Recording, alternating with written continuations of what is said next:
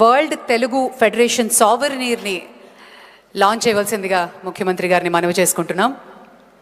World Telugu federation souvenir launch.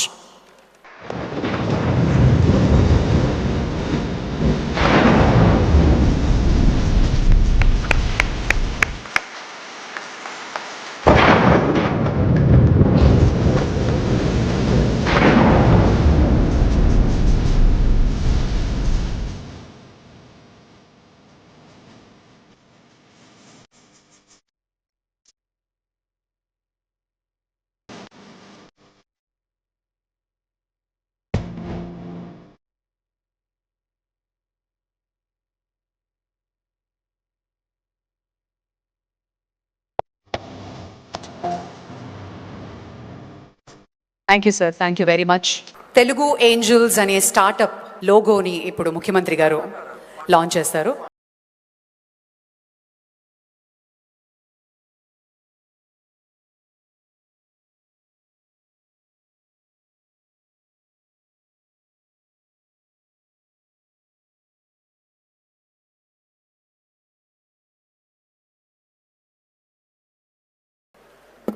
గౌరవనీయురాలు president world Telugu federation Shrimati Indira Dutt గారు,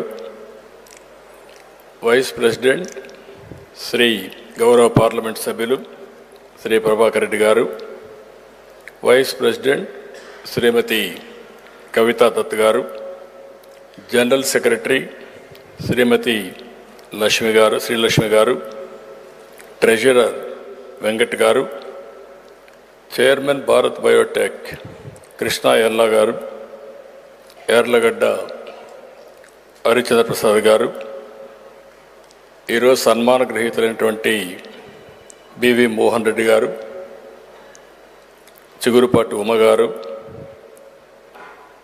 చిత్తూరి సురేష్ గారు, ఇతర ప్రముఖులందరికీ ఈరోజు ఇక్కడ చూస్తే డిఫరెంట్ కంట్రీస్ వచ్చారు. ప్రపంచంలో ఉండే తెలుగు వారందరినీ ఇక్కడ చూడడం ఒక అదృష్టంగా భావిస్తున్నా. చాలా సంతోషంగా ఉంది. Most happiest day today. ఇక్కడే తానా అధ్యక్షుడు నిరంజన్ గారు, మారిషస్ తెలుగు మహాసభ అధ్యక్షులు నారాయణ స్వామి గారు, సింగపూర్ తెలుగు సమాజం అధ్యక్షులు చౌదరి గారు, ఖతార్ ఆంధ్ర వేదిక అధ్యక్షులు వెంకప్ప గారు, హాంకాంగ్ తెలుగు సమాఖ్య అధ్యక్షులు జయ పాసపాటి గారు, మాగల్ఫ్ తెలుగు అధ్యక్షులు శ్రీకాంత్ గారు, దక్షిణాఫ్రికా ఆంధ్ర మహాసభ కార్యదర్శి దినేష్ నాయుడు గారు, నాటా కార్యదర్శి శ్రీనివాసరెడ్డి గారు, ఆటా అధ్యక్షులు మధు బొమ్మినేని గారు, సిలికాన్ మనబడి అధ్యక్షులు రాజు చామర్తి గారు, ఇంకా ఒకరిద్దరు కాదు చాలామంది కనపడొస్తున్నారు. అంటే ప్రపంచం మొత్తం తెలుగు వారిని గౌరవాన్ని, తెలుగువారి ప్రతిభను చాటి చెప్పిన అనేక మంది ప్రతినిధులుగా మీరు ఇక్కడికి రావడం చాలా సంతోషం. మనస్ఫూర్తిగా మరొక్కసారి తెలుగువాడిగా స్వాగతం పలుకుతున్నానని చెప్పి కూడా నేను మీకు తెలియజేస్తున్నా. ఇప్పుడే ఇందిరా దత్ గారు చెప్పారు, ప్రతి 2 సంవత్సరాలకు ఒక్కసారి ఈ సమావేశం చేసుకుంటూ ఇది 12వ సమావేశం చేసుకుంటున్నాం. గౌరవ నందమూరి తారక రామారావు గారి చేతుల మీదుగా ఆ రోజు ప్రారంభించిన ఈ మహాసభ మొట్టమొదటిసారిగా డివిఎస్ రాజు గారు, తర్వాత దత్ గారు, తర్వాత ఇందిరా దత్ గారు, వీళ్ళంతా కూడా దీనికి ఎనలేని సేవలు అందించారు. వారందరినీ మరొక్కసారి మనస్ఫూర్తిగా అభినందిస్తున్నా. పేరు పేరున ఎవరైతే ఈ ఆర్గనైజేషన్ కోసం కృషి చేశారో వాళ్ళందరినీ, అనంతపురం నుంచి ఆదిలాబాద్ వరకు, శ్రీకాకుళం నుంచి పాలమూరు వరకు ఎక్కడ ఉన్న తెలుగు వారంతా ఒకటే, అదే తెలుగు జాతి అని చెప్పి మరొకసారి గట్టిగా పునరుద్ధరిస్తున్నా. తెలంగాణ, ఆంధ్రప్రదేశ్, ఆస్ట్రేలియా, అమెరికా, ఏ దేశంలో చూసినా ఇప్పుడే కొంతమంది నాయకులు మాట్లాడారు. ఒకప్పుడు నన్ను అడిగేవాళ్ళు, నేను మొట్టమొదటిసారిగా 96లో ముఖ్యమంత్రి అయినప్పుడు మీరందరూ పెట్టుబడి పెడుతున్నారు, బాగా చదివిస్తున్నారు, వీళ్ళంతా వేరే దేశాలకు వెళ్ళిపోతున్నారు, బ్రెయిన్ డ్రైన్ అవుతూ ఉంది, దీనికి మీరేం సమాధానం చెప్తారని అడిగేవాళ్ళు. నేను ఒకటే చెప్పాను, ఇది ప్రారంభం, బ్రెయిన్ డ్రైన్ అవుతుంది, ఆ బ్రెయిన్ డ్రైనే బ్రెయిన్ గెయిన్గా తయారవుతుందని ఆ రోజే చెప్పాను. అదే ఈరోజు జరుగుతూ ఉంది. ఈరోజు మిమ్మల్ని చూస్తే ఎక్కడున్నా కూడా తెలుగు భాష మీద, మన సంప్రదాయాలపైన, మన సంస్కృతి పైన ఉండే అభిమానంతో మీరందరూ కూడా ఒక విషయం చెప్పాలంటే, ఆంధ్రాలో తెలంగాణలో ఉండే తెలుగువారి కంటే భాషని సాంప్రదాయాలను కాపాడేది విదేశాల్లో ఉండే తెలుగువారే అని చెప్పి మరొక్కసారి మీ అందరికీ విజ్ఞప్తి చేస్తున్నా. ఇప్పుడే దత్ గారు ఒక మాట చెప్పారు, 96లో కూడా నేను వచ్చాను. ఆ రోజు వచ్చినప్పుడు మీరు చూస్తే ఇక్కడ ఇలాంటి హాలే లేదు. ఈ ప్రాంతం అంతా రాళ్ళు రెప్పలు ఉండేటివి. ఆ రాళ్ళు రెప్పల్లోనే నేను విజులైన్ చేశాను, ఇది ఒక సైబరాబాద్ సిటీగానే తయారవుతుంది, ప్రపంచంలోనే ఒక బ్రహ్మాండమైన మేటైన ఐటీ సిటీగా తయారవుతుందని ఊహించి ఆ రోజే ప్రారంభించాం. అప్పుడు కూడా చాలా ఇబ్బందులు ఉండేటివి, ఆర్థిక ఇబ్బందులు. నేను ముఖ్యమంత్రి అయిన కొత్తల్లో అయితే జీతాలు కూడా ఇవ్వలేని పరిస్థితి, 3 నెలలకు ఒకసారి జీతాలు ఇచ్చాం. అక్కడి నుంచి ప్రారంభించాం. ఒక విజన్ 2020 తయారు చేశాం. ఆ 2020 విజన్ ప్రకారం మీరు చూస్తే చాలామంది ఎగతాళి చేశారు. ఈరోజు కూడా మీలో కొంతమంది ముందుకొచ్చి తెలుగు ఏంజల్స్ అని ఒక నూతనమైనటువంటి ఒక ఆర్గనైజేషన్కి శ్రీకారం చుట్టారు. ఇప్పుడు కూడా కొంతమంది దాన్ని ఎగతాళి చేయొచ్చు, కానీ మనం అందరం కానీ సమిష్టిగా పనిచేస్తే ఏదైనా సాధించగలుగుతామని చెప్పి కూడా నేను మీకు తెలియజేస్తున్నా. ఈరోజు మీరు చూసినప్పుడు పాత రోజులు ఒకసారి జ్ఞాపకం వస్తాయి. ఇప్పుడే కొంతమంది మిత్రులందరూ మాట్లాడారు. అవి చూసినప్పుడు 96లో ప్రారంభించినటువంటి హైదరాబాద్ నగరంలో 2 సిటీస్ ఉంటే, హైదరాబాద్, సికింద్రాబాద్ ఉంటే, సైబరాబాద్ నగరాన్ని నిర్మాణం చేయడమే కాకుండా ప్రపంచంలోనే హైదరాబాద్ నగరం మేటైన నగరంగా తీర్చిదిద్దామంటే దాంట్లో తెలుగుదేశం పాత్ర ఉందని చెప్పి కూడా నేను మీకు తెలియజేస్తున్నా. ఎప్పుడు కూడా ఒక దూరదృష్టి ఉండాలి. ఏ పని చేయాలన్నా ఒక నిర్దిష్టమైన ఆలోచన ఉండాలి. భవిష్యత్తులో జరగబోయే విషయాలను కూడా ముందుగానే మనం ఆలోచించుకొని తగిన విధంగా మనం ముందుకు పోగలిగితే ఏదైనా సాధ్యం. ఈరోజు తెలుగు వారికి 2 రాష్ట్రాలు ఉన్నాయి. తెలంగాణ రాష్ట్రాన్ని మీరు చూస్తే ఆ రోజు వేసిన ఫౌండేషన్స్ కానీ, డెవలప్ చేసిన ఎకోసిస్టమ్ చూసిన తర్వాత ఈరోజు దేశంలోనే అత్యధిక పరకాపిటా ఇన్కమ్ ఉండే రాష్ట్రం తెలంగాణ రాష్ట్రం. ఇది 25 సంవత్సరాల్లో సాధ్యమైందని చెప్పి కూడా నేను మీకు తెలియజేస్తున్నా. సీయింగ్ ఈజ్ బిలీఫ్ అంటాం.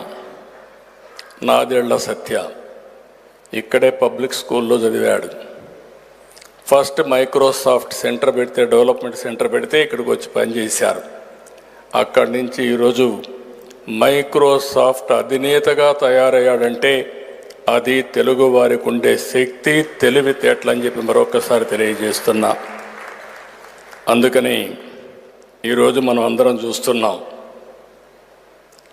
తెలుగు వారు ఎక్కడ చూసినా రాణిస్తున్నారు.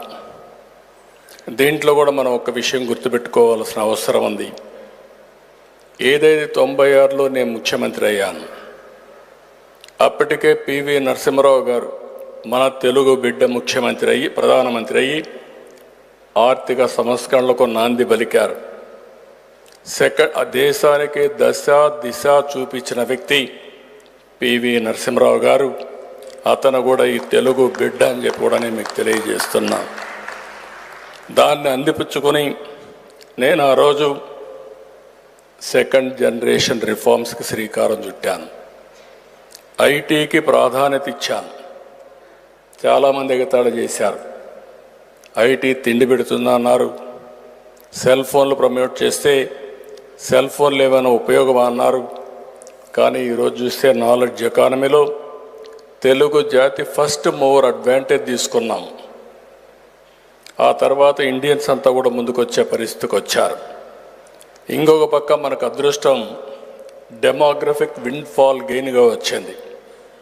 ఏదైతే యువత వచ్చారో టెక్నాలజీ అందిపుచ్చుకొని ఆంటర్ప్రెన్యూర్స్గా తయారయ్యారు. ఈరోజు వేదికపై నుండే ప్రతి ఒక్కరిని చూస్తే ప్రపంచ దేశాలు ఏ దేశం పోయినా బ్రహ్మాండంగా తెలుగు వారు రాణించే పరిస్థితికి వచ్చారు. నేను అప్పుడప్పుడు చెప్తా ఉంటాను, అతిశయోక్తి కాదు. ప్రపంచంలో అమెరికా లాంటి దేశంలో హయ్యెస్ట్ పర్ క్యాపిటా ఇన్కమ్ సంపాదించే వ్యక్తులు తెలుగు జాతి సంపాదిస్తూ ఉంది. ఇది గర్వ కారణం. ఒకప్పుడు నేను ప్రపంచం మొత్తం పోతే అన్ని ఫోరమ్స్లో చెప్పేవాడిని. ఈరోజు జూయిష్ ఉన్నారు, ఒక్కొక్క సిటీకి ఒకరే ఉంటారు. కానీ ఆ సిటీనంతా కూడా ఇన్ఫ్లుయెన్స్ చేస్తారు, ప్రభావితం చేస్తారు. ఆ విధంగా మీరు కూడా తయారు కావాలని చెప్పేవాడిని. ఈరోజు జూయిష్ కంటే హైయెస్ట్ పర్ క్యాపిటా ఇన్కమ్ సంపాదిస్తున్నారు. ఒక్క అమెరికాలో కాదు, మీరు ఐర్లాండ్ పోయినా, ఆస్ట్రేలియాకి పోయినా, లేకపోతే యూరోప్ పోయినా, కడాన ఆఫ్రికాకు పోయినా ఎక్కడ చూసినా తెలుగువారే కనపడుస్తున్నారు. ఎట్టయితే హైదరాబాద్లో ఒకప్పుడు జూబ్లీ హిల్స్కి వస్తే రిచెస్ట్ పీపుల్ ఉంటారో, పాష్ లొకాలిటీ కనపడుస్తుందో, ఏ దేశానికి పోయి గుడ్డిగా మీరు అక్కడికి వెళ్ళి పాష్ లొకాలిటీ ఏదని అడిగితే అక్కడ పోయి తెలుగు మాట్లాడితే మీకు తెలుగులో మాట్లాడే వ్యక్తులు దొరుకుతారు. అది ఈరోజు మనం సాధించిన విజయం. కొన్ని సిటీస్లో చూస్తే ఇక్కడికంటే అక్కడ మొత్తం ఏ విజయవాడో, హైదరాబాదో, వరంగల్ మారుగా అక్కడ కూడా రాణించే పరిస్థితికి వచ్చారు. ఒక చిన్న ఉదాహరణ చూస్తే మొన్ననే 23-24 3,30,000 మంది భారతీయ విద్యార్థులు అమెరికాకి వెళ్ళారు చదువు కోసం. వారిలో 56% తెలుగు వాళ్ళు. అంటే 3,30,000 మందిలో 1,85,000 మంది తెలుగువారు అమెరికాకు చదువు కోసం పోయారంటే దాన్ని బట్టి అర్థమవుతుంది నాలెడ్జ్ ఎకానమీ భవిష్యత్తులో కాదు ఎప్పటికి కూడా తెలుగు వారి సొంతం, దాంట్లో అనుమానం లేదని చెప్పి కూడా నేను మీకు తెలియజేస్తున్నా. అమెరికాలో 12వ భాష తెలుగు భాష. రేపు ఇంకొన్ని రోజులు పోతే ప్రతి ఒక్క దేశంలో కూడా తెలుగు వారిని రికగ్నైజ్ చేసే పరిస్థితి వస్తుంది. దీంట్లో ఏమాత్రం కూడా అనుమానం లేదని చెప్పి కూడా నేను మీకు తెలియజేస్తున్నా. ఈరోజు ఇక్కడ ఈ సభలో నేను ఒకటే మిమ్మల్ని కోరుతున్నాను, మీరంతా కూడా మీ క్యారియర్ కోసం, అవకాశాల కోసం ప్రపంచం అంతా వెళ్ళారు. దాంట్లో తప్పు లేదు. కానీ నేను చాలాసార్లు చెప్పింది, ఏ దేశానికి పోయినా ఆ దేశంలో కూడా మనకు ఆమోదం రావాలంటే అక్కడుండే ప్రజలకు కూడా మనం సేవలు అందించాల్సిన అవసరం ఉంది. అదే సమయంలో ఈ దేశాన్ని మర్చిపోకుండా, మాతృదేశాన్ని మర్చిపోకూడదు, జన్మభూమిని మర్చిపోకూడదు, కర్మభూమికి కూడా మీరు సేవలు చేసి మీరు రాణించాలని చాలా సందర్భాల్లో చెప్పాను. ఇప్పుడు కూడా మీరందరూ దీన్ని కొనసాగించాల్సిందిగా మరొక్కసారి మీ అందరికీ విజ్ఞప్తి చేస్తున్నా. ఈరోజు ఇంకొక పక్కన మనం ఒకసారి చూస్తే ఈరోజు చాలామంది ఇక్కడికి వచ్చారు. వీళ్ళందరినీ చూస్తే నాలెడ్జ్ ఎకానమీలో నేను ఒకటే ఆ రోజు ఐటీ గురించి మాట్లాడాను. ఈరోజు ఐటీ నెక్స్ట్ లెవెల్కి వెళ్ళాం. ఆర్టిఫిషియల్ ఇంటెలిజెన్స్కి వచ్చాం, డీప్ టెక్నాలజీకి వచ్చాం. ఈరోజు నేను ఒకటే మిమ్మల్ని కోరేది, నేను ఆ రోజు ఒక్కొక్క ఇంటిలో ఒక్కొక్క ఐటీ ప్రొఫెషనల్ ఉండాలని చెప్పి కోరాను. దాంతో చాలా దేశాలకు వెళ్ళారు. ఐటీ ప్రొఫెషనల్స్గా ఉన్నప్పుడు నేను మీరు ఉద్యోగాలు అడగడం కాదు, ఉద్యోగాలు చేయడం కాదు, మీరు ఉద్యోగాలు ఇచ్చే పరిస్థితి రావాలి, మీరు ఆంటర్‌ప్రెన్యూర్స్ కావాలని చెప్పి కూడా పిలిపించాను. దాంతో ఆంటర్‌ప్రెన్యూర్స్గా తయారయ్యే పరిస్థితికి వచ్చారు. ఇప్పుడు నేను మిమ్మల్ని కోరేది, ప్రతి ఒక్క ఇంటికి ఒక ఐటీ ప్రొఫెషనల్గా ఉండడమే కాదు, ప్రతి ఒక్క ఇల్లు కూడా ఆర్టిఫిషియల్ ఇంటెలిజెన్స్ను ఉపయోగించుకొని ఆర్టిఫిషియల్ ఇంటెలిజెన్స్ ద్వారా మీ నిర్ణయాలు చేసేటప్పుడు తప్పుడు నిర్ణయాలు కాకుండా సరైన నిర్ణయాలు చేసే పరిస్థితి రావాల్సిన అవసరం ఉంది. అదే సమయంలో ఈరోజు ఇంకొక పక్కన ఆలోచిస్తే నేను ఒక పిలిపిచ్చాను, ప్రతి ఒక్క ఇంటికి ఒక ఆంటర్‌ప్రెన్యూర్ తయారు కావాలని. చిన్న ఆంటర్‌ప్రెన్యూర్ కానీ పెద్ద ఆంటర్‌ప్రెన్యూర్ కానీ తయారు కావాల్సిన అవసరం ఉంది. ఇప్పుడే మిత్రులు మాట్లాడారు. నేను సింగపూర్లో మాట్లాడినప్పుడు ఒక మాట చెప్పాను. ఈరోజు మీరు ఉద్యోగాలు చేస్తూ చాలని జీతంతో ముందుకు పోయినప్పుడు మనం ప్రపంచంలో గుర్తింపు తెచ్చుకోలేం. మనం పారిశ్రామికవేత్తగా తయారై డబ్బులు సంపాదించగలిగితే మళ్ళా ఆ డబ్బుల్ని మీనింగ్ఫుల్గా కూడా ఖర్చు పెట్టాల్సిన అవసరం ఉంది. ఈ విషయమే చాలాసార్లు నేను చెప్పాను. ఒకప్పుడు నేను ఇక్కడి నుంచి పారిశ్రామికవేత్తల్ని విదేశాలకు తీసుకెళ్ళాను. ఒక్కొక్కసారి 50 మందిని 60 మందిని వాళ్ళ ఖర్చులే పెట్టుకొని వచ్చేవారు. ప్రపంచమంతా తిరిగేవాళ్ళం. ఇదే మాదిరిగా మీటింగులు పెట్టి ఎక్కడికక్కడ అక్కడ లోకల్ పీపుల్తో మన వాళ్ళందరూ నెట్వర్క్ చేపిస్తూ ఎంఓయూలు చేయడం, కొలాబరేషన్లు పెట్టడం, టెక్నాలజీ తీసుకురావడం, ఇలాంటి కార్యక్రమాలన్నీ చేసే పరిస్థితికి వచ్చాం. నేను ఎప్పుడో చెప్పేవాడిని, డబ్బులు అవసరం. పెట్టుబడులు పెట్టాలంటే డబ్బుల కంటే కూడా ఐడియాస్ అవసరం. ఈరోజు వేదిక పైన ఉండే ప్రతి ఒక్కరు కూడా డబ్బులు పెట్టే పైకి రాలేదు, ఒక ఆలోచన చేశారు. ఆ ఆలోచనతో ఈరోజు ఆ స్థాయికి ఎదిగే పరిస్థితికి వచ్చారు. ఒక ఉదాహరణ చెప్తున్నాను. ఇక్కడ మనం కన్వెన్షన్ సెంటర్లో ఉన్నాం. నాకు ఆ రోజు ఒక ఆలోచన వచ్చింది. ఒక మంచి కన్వెన్షన్ సెంటర్ దేశంలో లేదు. లేకపోతే మేము ఆలోచించాం ఏ విధంగా కట్టాలంటే దుబాయ్ గవర్నమెంట్ని రిక్వెస్ట్ చేశాను. దుబాయ్ గవర్నమెంట్ రిక్వెస్ట్ చేస్తే ఏ విధంగా కట్టాలని ఆలోచించినప్పుడు ఒక వైబిలిటీ రావాలి, సస్టైనబిలిటీ రావాలనే ఉద్దేశంతోనే ఇక్కడ కన్వెన్షన్ సెంటర్ కడితే ఎంఆర్ ప్రాపర్టీస్లో విల్లాస్ కట్టుకోవడానికి ల్యాండ్ ఇస్తానని ప్రపోజల్స్ పెట్టాను. అక్కడ ఎంఆర్ ప్రాపర్టీస్ అక్కడ ప్లాట్స్ వేసి గోల్ఫ్ అవన్నీ అక్కడ తీసుకొచ్చారు. ఇక్కడ వస్తే బ్రహ్మాండమైన కన్వెన్షన్ సెంటరే కాకుండా పక్కన ఎగ్జిబిషన్ సెంటర్స్, హోటల్ ఇవన్నీ కట్టాం. పక్కనే ఎన్ఏసి కట్టాం. ఒక్క పైసా ఖర్చు పెట్టకుండా ఇవన్నీ క్రియేట్ చేశామంటే అది ఒక ఆలోచన. ఇలాంటి ఆలోచనలోనే ఆ రోజు ముందుకు పోయాం. ఫస్ట్ టైం మీరు చూస్తారు, ఇక్కడ కూడా ఉంది, హైటెక్ సిటీ ఉంది. హైటెక్ సిటీ కట్టినప్పుడు ఏం చేయాలి, ఐటీకి దారి ఏంటని ఆలోచించినప్పుడు మొట్టమొదటిసారిగా హైటెక్ సిటీ కట్టాం. హైటెక్ సిటీ కట్టిన తర్వాత ఏ విధంగా మనుషుల్ని తయారు చేయాలంటే 20-30 ఇంజనీరింగ్ కాలేజీలు ఉంటే 200 ఇంజనీరింగ్ కాలేజీలు 9 సంవత్సరాల్లో ప్రమోట్ చేసే పరిస్థితికి వచ్చాం. ప్రపంచం అంతా తిరిగి మార్కెట్ చేసి కంపెనీస్ తీసుకొచ్చాం. బ్రిక్ బై బ్రిక్ పెంచాం. ఐడియాస్తో మనం ముందుకు పోయామని చెప్పి కూడా నేను మీకు తెలియజేస్తున్నా. ఈరోజు తెలుగు జాతికి ఒకటే విజ్ఞప్తి చేస్తున్నాం, మీరందరూ గుర్తుపెట్టుకోవాల్సిన అవసరం ఉంది. ఇటు తెలంగాణలో ఉన్నాం, ఆంధ్రప్రదేశ్లో ఉన్నాం, ప్రపంచంలో ఎక్కడున్నా ఒకరికొకరు పరస్పరంగా సహకరించుకోవాలి. ఈరోజు తెలుగు ప్రపంచ మహాసభ ఒక ఆర్గనైజేషన్ పెట్టారు. ఎక్కడికక్కడ మీరు తెలుగు సభలుంటే అవన్నీ కూడా అఫిలియేషన్ పెట్టుకొని ముందుకు పోయే పరిస్థితికి వచ్చారు.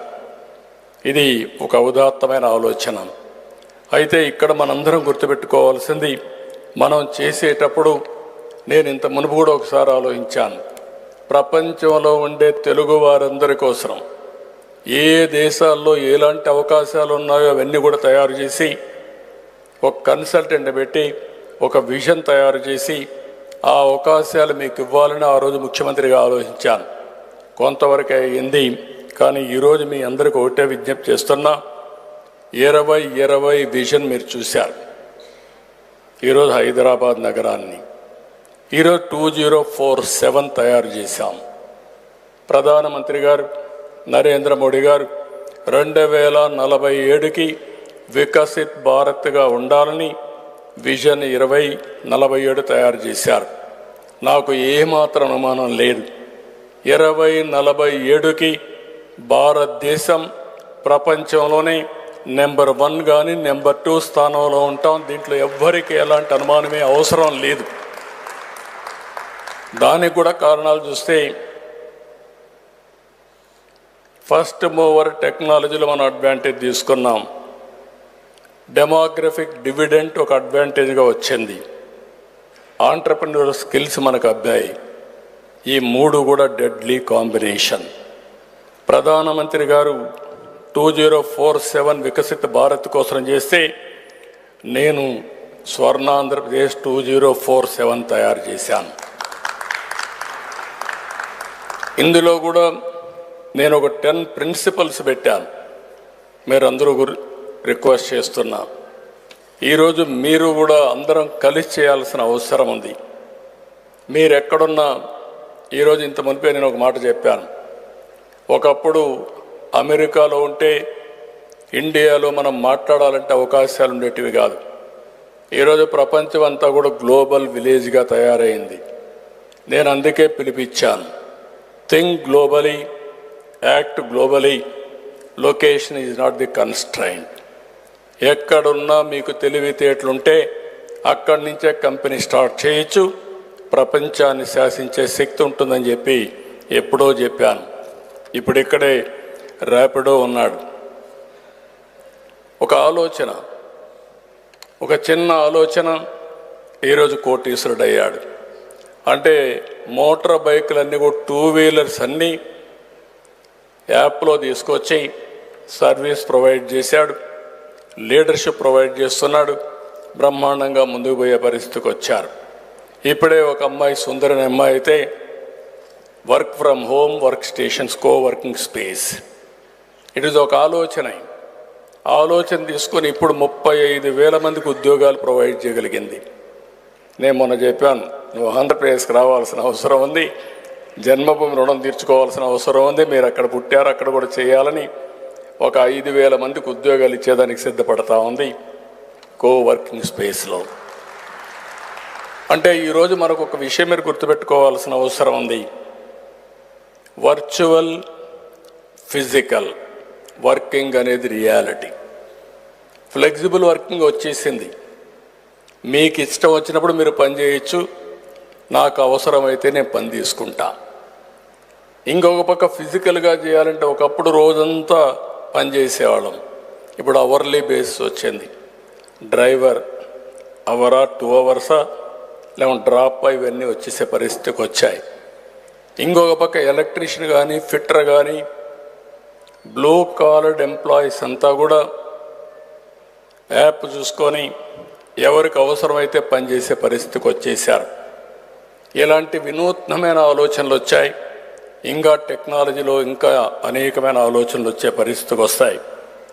అందుకే నేను ఈ మహాసభ ద్వారా మిమ్మల్ని అందరూ ఒకటి రిక్వెస్ట్ చేస్తున్నా, మనం నెంబర్ 1 అవుతాం, కోట్ల రూపాయలు సంపాదిస్తాం.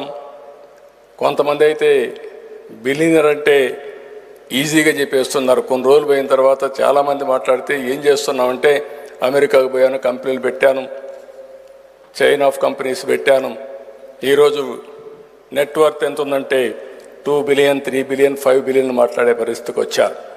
అది గర్వకారణం. కానీ నేను ఒక పిలిపిస్తున్నాను, సమాజంలో భారతదేశంలో కానీ ఆంధ్రప్రదేశ్లో కానీ జీరో పావర్టీ మన లక్ష్యం కావాలి. మనకందరికీ సమాజం ఈ స్థాయి ఇచ్చింది.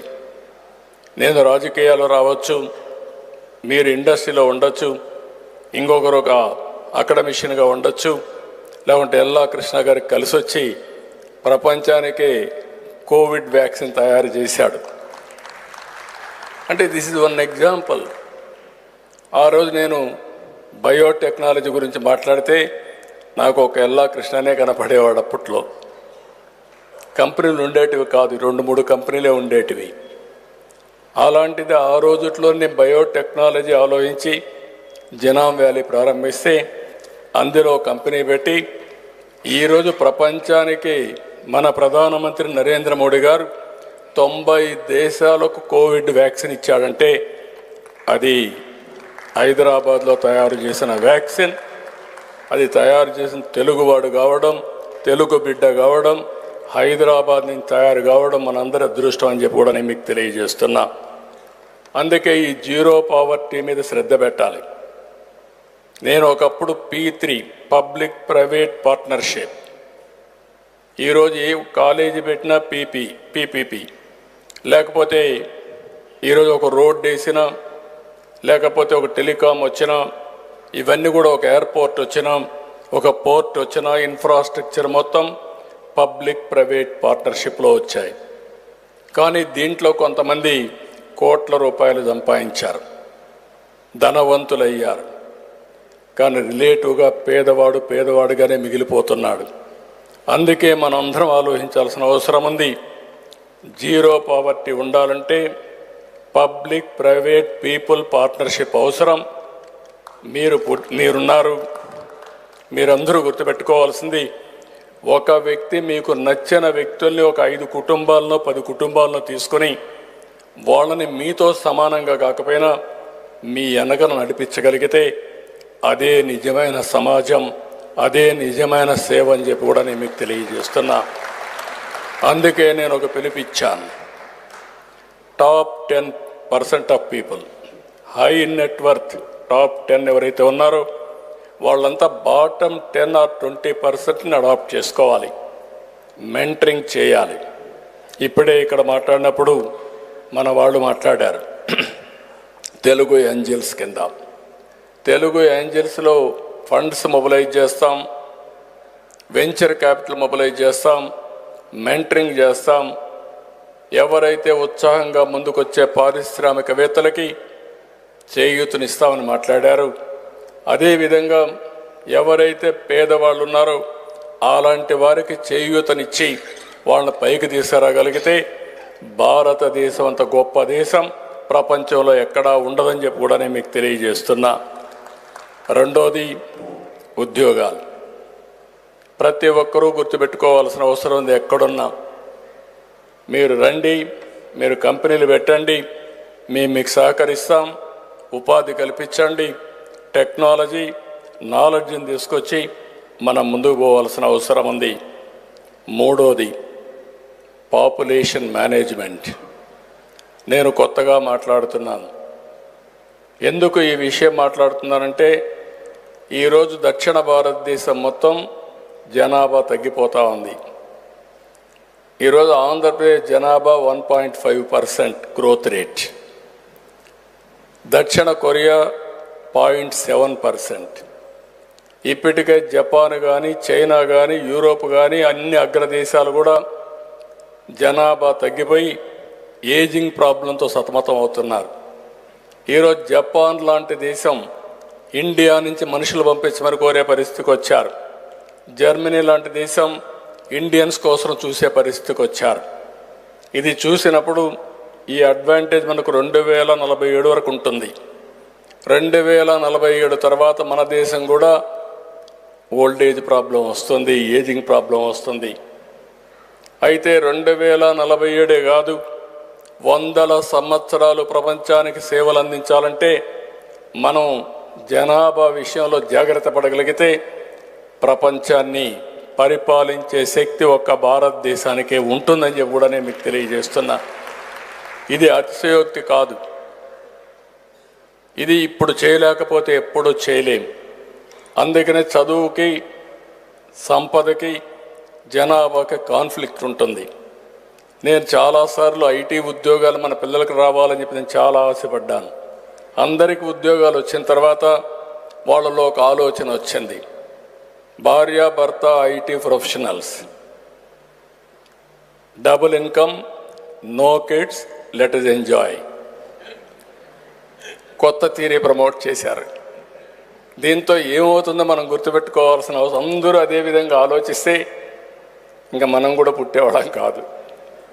ఇప్పుడు అందరూ మాట్లాడుతున్నారు ప్రపంచం మొత్తం. పుతిన్ అయితే ఒక సెక్స్ డిపార్ట్మెంటే పెట్టాడు రష్యాలో. ఇప్పుడు జపాన్ లాంటి దేశాల్లో వారానికి 3 రోజులు 4 రోజులు వర్కింగ్ డేస్ పెట్టే పరిస్థితికి వచ్చారు. ఇవి మనం ముందుగానే జాగ్రత్త పడగలిగితే ఈ దేశానికి తిరుగుండదు. 2047 కాదు, ఆ తర్వాత కూడా ప్రపంచానికి సేవలు అందించే పరిస్థితికి వస్తాం. ఇంకో పక్క వాటర్ సెక్యూరిటీ గురించి మాట్లాడాను. అందుకే నదుల అనుసంధానానికి ముందుకు పోతున్నాం. గోదావరి, కృష్ణ ముందుగానే అనుసంధానం చేశాం. ఇప్పుడు గోదావరి నుంచి వంశధార, పెన్నా కూడా నదులను అనుసంధానం చేసి వాటర్ సెక్యూరిటీ ఇవ్వాలని చెప్పి ఆలోచిస్తున్నాం. ఇంకో పక్కన రైతు, వ్యవసాయం, టెక్నాలజీ తీసుకొచ్చి రైతును ఆర్థికంగా వెసులుబాటు కల్పించవలసిన బాధ్యత మనందరిపైన ఉంది. అందుకే నేను ఎక్కువగా రైతు పైన శ్రద్ధ పెడుతున్నా. ఆదాయాన్ని పెంచుతూ ఖర్చులు తగ్గించడానికి ఏం చేయాలో చేయాల్సిన అవసరం ఉంది. మీకు కూడా చాలా ఆలోచనలు ఉంటాయి. ఆ ఆలోచనలను తీసుకొని మీరు కూడా రైతును ఆదుకునే కార్యక్రమానికి ముందుకు రావాల్సిన అవసరం ఉంది. ఇంకొక పక్క ఇన్ఫ్రాస్ట్రక్చర్, అవి రోడ్స్ కావచ్చు, ఎయిర్పోర్ట్లు కావచ్చు, లేకపోతే పోర్ట్లు కావచ్చు. ఇవన్నీ మనం చూస్తే ప్రపంచంలో 8% లాజిస్టిక్స్ కాస్ట్ ఉంటే మన దగ్గర 14% ఉంది. దాన్ని గణనీయంగా తగ్గించాలనుకుంటున్నాం. ఇంకొక పక్క పవర్. ఈరోజు ఇక్కడే మీరందరూ గుర్తుపెట్టుకోవాల్సిన అవసరం ఉంది. వినూత్నమైనటువంటి ఆలోచనలు వచ్చాయి. ఎవరు ఊహించిన విధంగా ఈరోజు ఇంటి పైన రూఫ్ టాప్ పవర్ జనరేషన్ చేసుకునే పరిస్థితికి వచ్చాం. పొలంలో సోలార్ ప్యానల్స్ పెట్టి ఏదైతే అగ్రికల్చర్ ఆపరేషన్లు చేసుకునే పరిస్థితికి వచ్చాం. అంటే democratisation of power generation is a reality now. మీరు పవర్ జనరేట్ చేసుకొని మీరు కన్జ్యూమ్ చేయొచ్చు, అవసరమైతే గ్రిడ్కి ఇవ్వచ్చు, లేకపోతే మీరే బ్యాటరీ పెట్టుకొని దాన్ని కూడా పొదుపు చేసుకునే పరిస్థితి వస్తుంది. దీనిపైన కూడా శ్రద్ధ పెట్టాం. పవర్ కాస్ట్ ఎట్ట తగ్గించాలి, అదే మరి పెట్రోల్ డీజిల్ కాస్ట్ను కూడా ఏ విధంగా ఆప్టిమైజ్ చేయాలనో దీనికి కూడా వర్కౌట్ చేస్తున్నాం. ఫైనల్గా 8వ పాయింట్ చూస్తే ప్రోడక్ట్ పర్ఫెక్షన్. మళ్ళీ చెప్తున్నా, ఇక్కడ పారిశ్రామికవేత్తలు ఉన్నారు. మనం తయారు చేసే ఏ ప్రోడక్ట్ కూడా పర్ఫెక్షన్ లేదు. మనకు బ్రాండు అంతంత మాత్రమే ఉంది. ఇంకా అమెరికాలో ఉండే వస్తువులకు కానీ వాళ్ళు తయారు చేసిన ప్రోడక్ట్, సర్వీస్ కావచ్చు, అగ్రికల్చర్ కావచ్చు, ఫుడ్ ప్రోడక్ట్ కావచ్చు, ఏదైనా వరల్డ్ బ్రాండ్స్ ఎస్టాబ్లిష్ చేసే పరిస్థితికి వచ్చారు. మనవి మాత్రం ప్రోడక్ట్ పర్ఫెక్షన్ లేదు. ఈ ప్రోడక్ట్ పర్ఫెక్షన్ పైన కాన్సన్ట్రేట్ చేస్తున్నాం. 9వ పాయింట్ వచ్చి స్వచ్ఛ ఆంధ్రప్రదేశ్.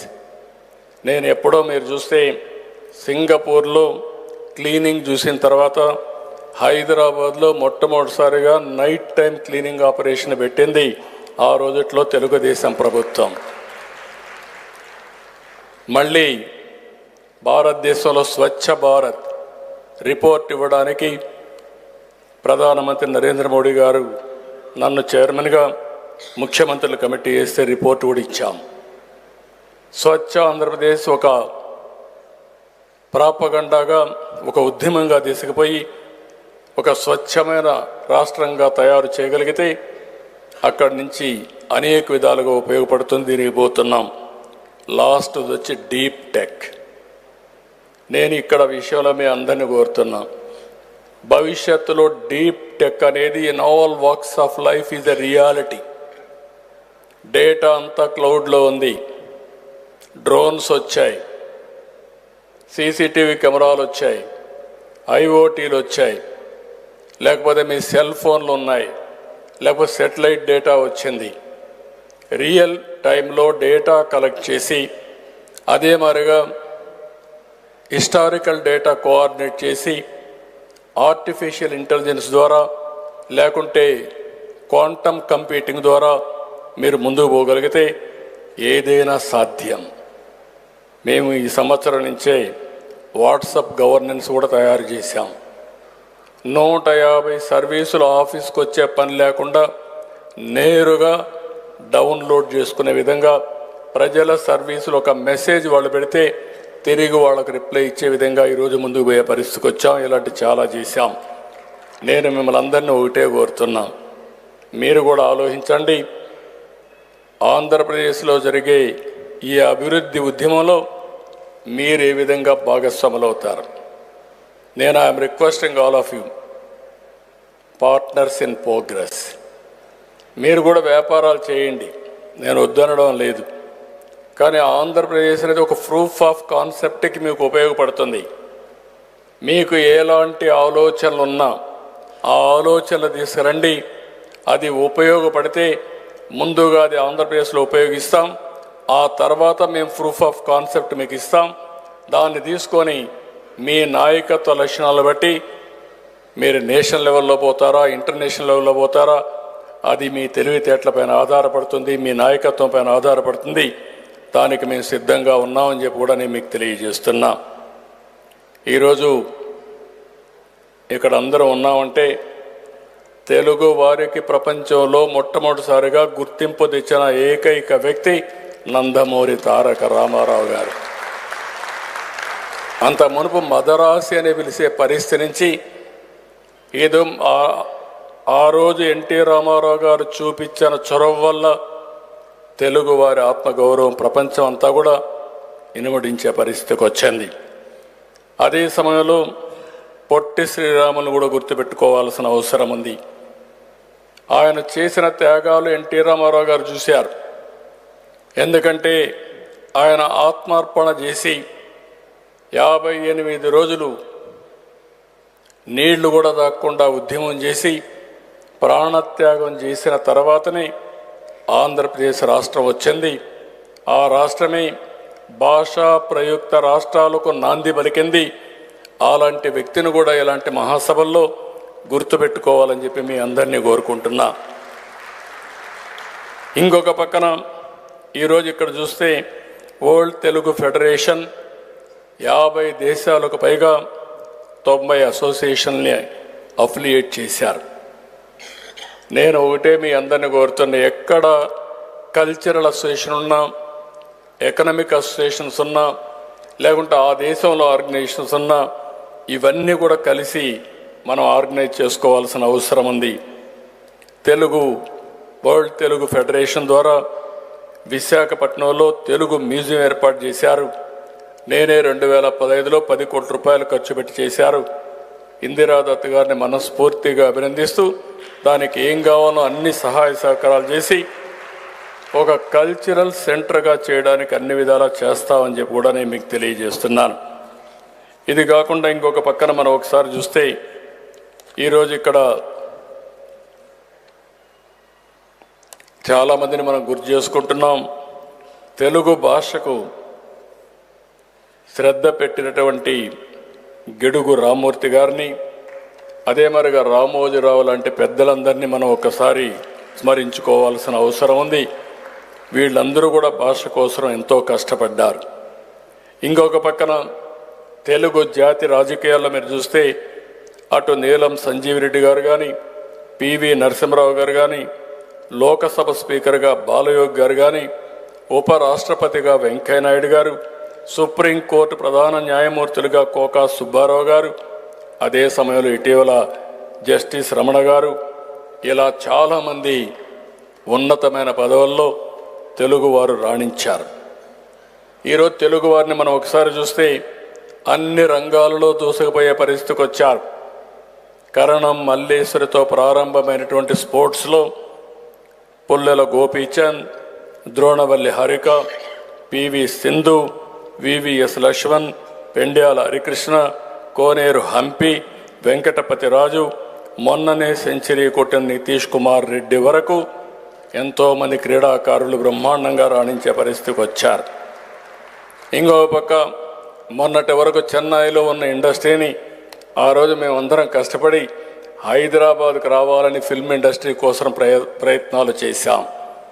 ఈరోజు మీరు చూస్తే తెలుగు ఇండస్ట్రీ కూడా భారతదేశంలోనే నెంబర్ 1గా తయారై ప్రపంచ మార్కెట్ని క్యాప్చర్ చేసే పరిస్థితికి వచ్చింది. ఆ స్థాయికి తెలుగు సినిమా ఇండస్ట్రీ చేరుకోవడం మనందరికీ గర్వకారణం అని చెప్పి కూడా నేను మీకు తెలియజేస్తున్నా. ఈరోజు మీరు ఒక్కసారి చూస్తే కూచిపూడి అది మన సొంతం. ఇలాంటివి అనేక కళలు అనేక సాంప్రదాయాలు మనకున్నాయి. ఇలాంటివన్నీ కూడా మనం బతుకమ్మ తెలంగాణలో చూస్తే ఎన్నో సంవత్సరాలుగా ఎంతో రాణించినటువంటి ఒక సంస్కృతి సాంప్రదాయాల్లో భాగం అని చెప్పి కూడా నేను మీకు తెలియజేస్తున్నా. ఇలాంటివన్నీ చూసినప్పుడు మన వాళ్ళలో ఎంతోమంది ఉన్నారు. ఒక పొట్టి శ్రీరాములు అంత సంకల్పంలో ఉంది, టంగుటూరి ప్రకాశం గారి గుండె ధైర్యంలో ఉంది, అల్లూరి పౌరుషం ఉంది, ఎన్టీఆర్ ఆత్మాభిమానమ్మంలో ఉంది, పివి నరసింహారావు గారి చాణక్యం తెలివితేటల్లో కూడా మనం ఉన్నాం. ఇవన్నీ ఉన్నప్పుడు మనం ఒకటే నా ఆకాంక్ష, 2047కి ప్రపంచంలో నెంబర్ 1 కమ్యూనిటీ ఏదంటే దానికి చిరునామాగా తెలుగు జాతి ఉండాలనేది నా ఆకాంక్ష. అది జరగాలంటే ఒక సంకల్పం ఉండాలి. సంకల్పం ఉండడమే కాకుండా దాన్ని సాధించడానికి మనమందరం కూడా దృఢ నిశ్చయంతో ముందుకు పోవాల్సిన అవసరం ఉంది. అదే సమయంలో ఒకప్పుడు హార్డ్ వర్క్ చేసేవాళ్ళం, ఇప్పుడు హార్డ్ వర్క్ కాదు స్మార్ట్ వర్క్ చేయాలి. ఈ విషయం మీరు గుర్తుపెట్టుకోవాల్సిన అవసరం ఉంది. నేను ఒకప్పుడు కష్టపడమనేవాడిని, ఇప్పుడు కష్టపడక్కర్లేదు, స్మార్ట్గా వర్క్ చేయండి, టెక్నాలజీ వచ్చింది, ఏదైనా సాధ్యం అని చెప్పి నేను మీ అందరికీ చెప్తున్నా. మనమందరం కూడా ఒక ఇన్స్పైరింగ్ టైంలో ఉన్నాం. ఒక విధంగా కొంతమంది రకరకాలుగా మాట్లాడుతూ ఉంటారు. టెక్నాలజీ వచ్చింది, దీనివల్ల నష్టాలు వస్తున్నాయి, హ్యూమన్ రిలేషన్స్ కూడా దెబ్బతింటున్నాయని కూడా చాలామంది మాట్లాడుకుంటున్నాం. ఓసారి ఇన్ఎవిటబుల్ సిచ్యువేషన్, టెక్నాలజీ కూడా డబుల్ ఎడ్జ్ ఉంది. ప్రాపర్గా టెక్నాలజీ ఉపయోగిస్తే ప్రపంచాన్ని మీరు శాసించే శక్తి వస్తుంది. అదే టెక్నాలజీకి మీరు బానిసైపోయి దుర్వినియోగం చేసుకుంటే మనకి పిచ్చిపట్టే పరిస్థితి వస్తుంది. మన పిల్లలు కూడా అంతే.